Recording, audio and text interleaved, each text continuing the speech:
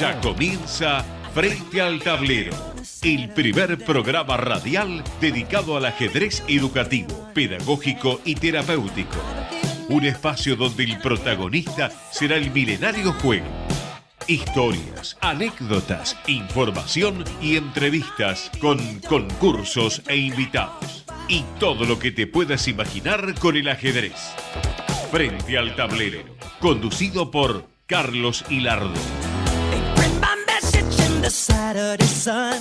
Auspician Frente al Tablero Twin International, OSPAT, la obra social del personal de la actividad del Turf, Club Obras, Ajedrez Azerbaiyán, Agencia de Viajes y Turismo OATD, Cooperativa Agumín de Bragado, Club Argentino de Ajedrez, Restaurante Dobartec en San Telmo, sitio ajedrez21.com, la tienda del ajedrecista, y Ruibal, juegos para la familia. Hola, ¿qué tal? Muy buenos días, qué gusto saludarlos, amigos. Feliz día de la primavera. Antes vamos a saludar a un campeón mundial, a Carlos Bielicki. Se está celebrando en este mes de septiembre el 60 aniversario de su conquista, el Mundial Juvenil que obtuvo allá por Suiza en 1959. Antes, tu amigo Oscar Pano, Quique, había conseguido el Mundial Juvenil en el 53, 6 años. Y eso había sido en Copenhague, en Dinamarca. Si te gusta el ajedrez, prendete a Ecomedios AM 1220. Los sábados de 10 a 11. Frente al Tablero. Junto a Carlos Hilardo te contamos grandes historias. Azerbaiyán, la tierra del fuego junto al ajedrez. Más de 15 siglos en los que el milenario juego forma parte de la cultura y costumbres de esa sociedad. Azerbaiyán, cuna del ajedrez. Agencia de Viajes y Turismo OATD, pasajes y excursiones nacionales e internacionales, cruceros, paquetes turísticos, lo mejor de Europa, destinos exóticos. OATD, Viamonte 861, teléfono 4322-6915. OATD, la empresa de turismo de todos los ajedrecistas. Desde Bragado, Néstor Alejandro Vives y Cooperativa Agumín. La vivienda social en la provincia de Buenos Aires junto al ajedrez educativo y social. Cooperativa Agumín, la mejor jugada.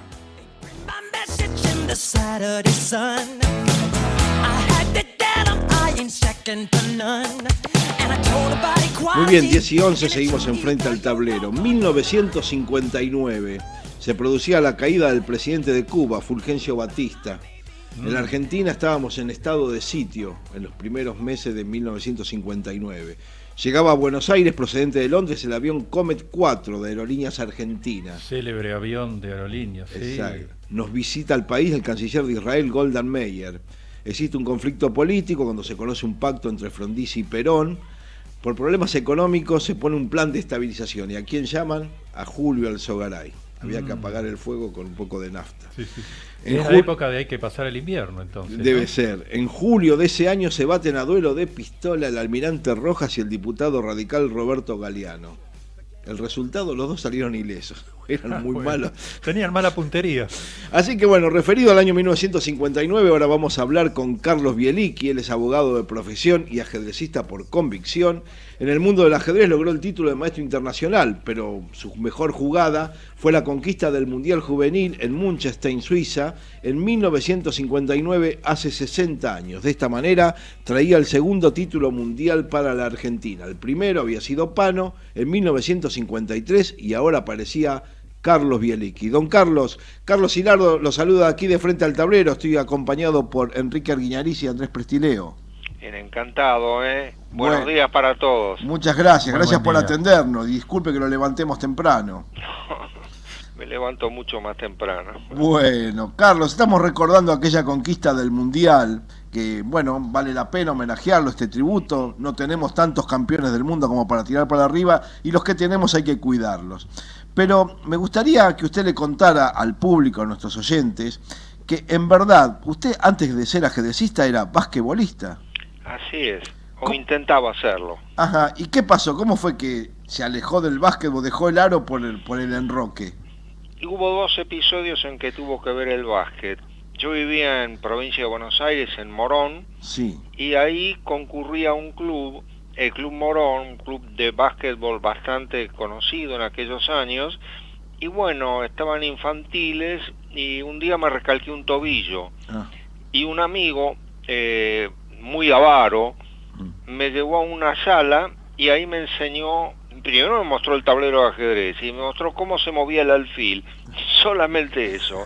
Pero bueno, estuve un mes sin poder reintegrarme a los entrenamientos y de repente me sentí fascinado con el tablero, con el juego, una sensación, no sabría describirla, que me ocurrió también cuando, teniendo incluso pantalones cortos, fui hasta el Club Argentino de Ajedrez a ver un torneo en el que participaba, entre otros, un gran jugador nuestro que ya no está, Raúl Sanguinetti. Sí. Jugaba una partida con Benko, una figura muy especial del ajedrez, y yo miraba la partida de ellos, de la que entendía muy poco, pero las piezas, un juego Staunton, sí.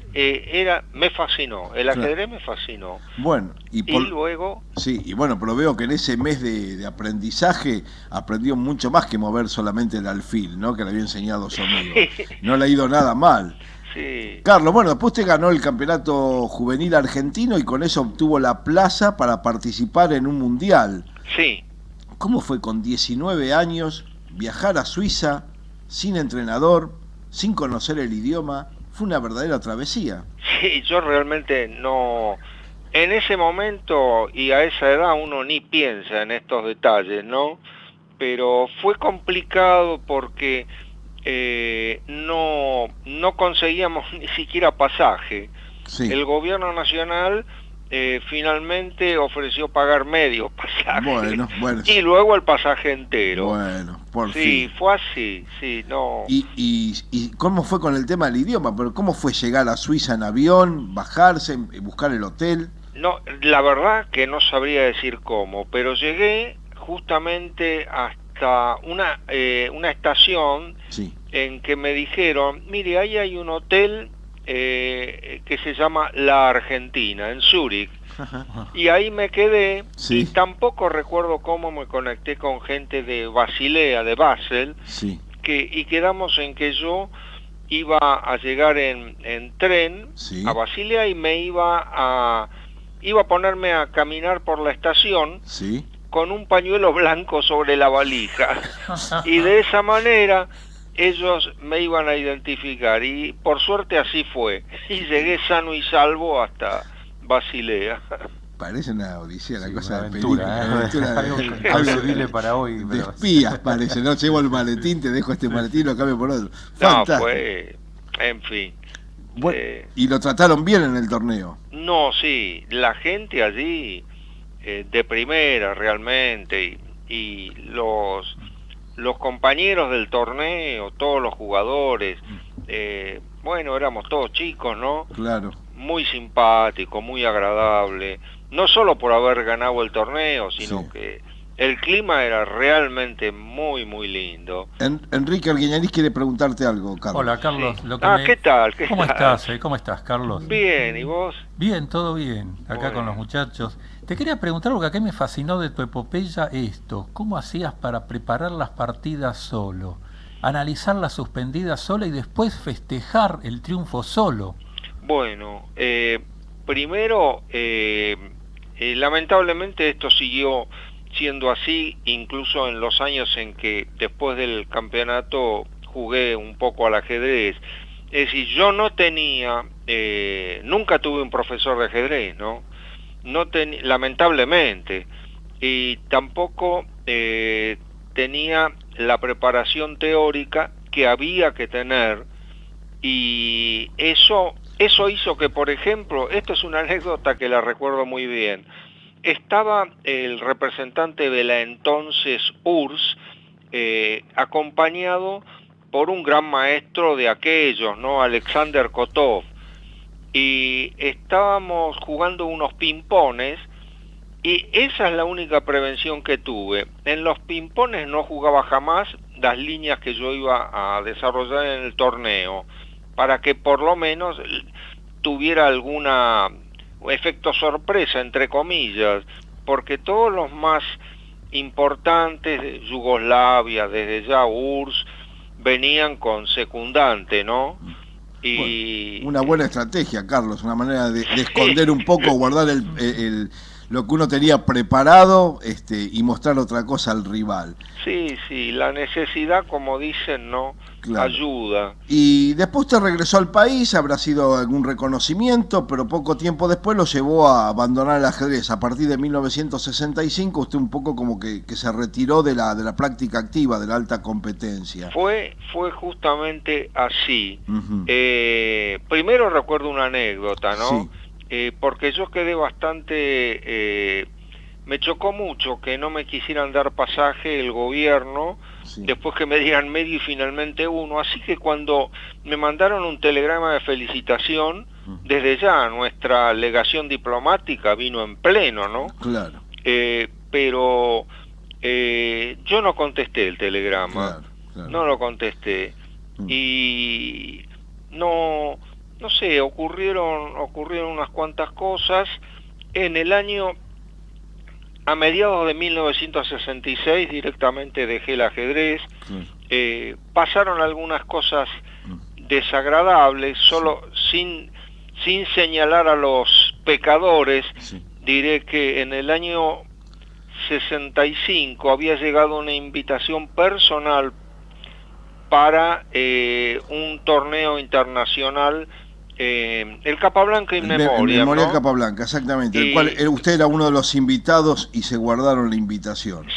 Sí, me lo comentó después alguien que hizo mucho en torneos abiertos, digamos. Claro. Carlos Gómez, que me dijo que era empleado en aquella época de la federación, me dijo no, que la habían guardado, no es que no tenían tu dirección. Bueno, sepultemos los malos recuerdos y pensemos que hoy, a los 79 años, ¿qué cosas le atrapan del ajedrez, y Carlos?